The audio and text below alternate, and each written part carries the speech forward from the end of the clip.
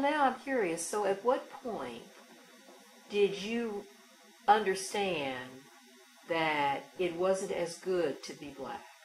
That white was considered better than black? Well, see, I didn't understand that even until later, until I come to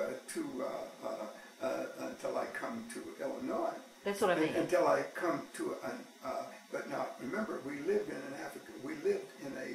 a white, quote unquote, community, but it was a poor community. It wasn't really black-white. It was poor.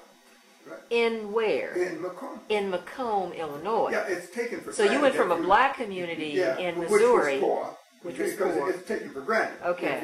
If you're black in the South, it's a poor community, right? And the man who had the most money on our street owned what? Basically, he owned the ballroom and the grocery store and the bar. You see what I mean? And he was the unofficial mayor of Water Street in the black community.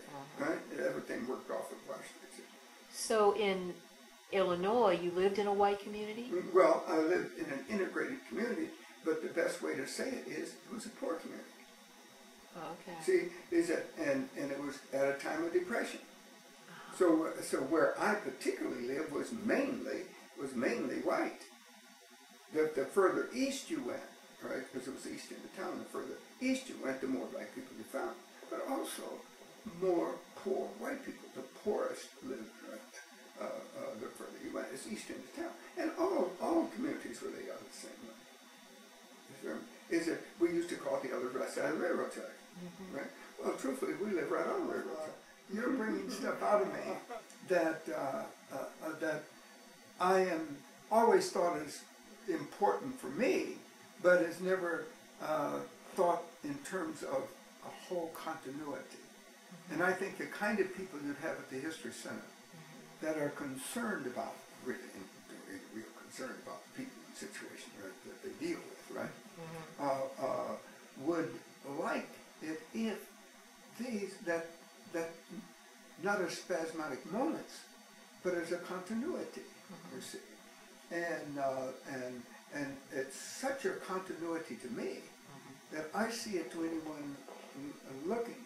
And if anyone ever comes to see this stuff, I want them to understand growth and development. Not simply, oh boy, he went out and did this, he went out and did that. How did that happen? See, because I am a firm believer that your childhood decides your future. And that how you view your own childhood. And the unexamined life is not worth living. Socrates says, right?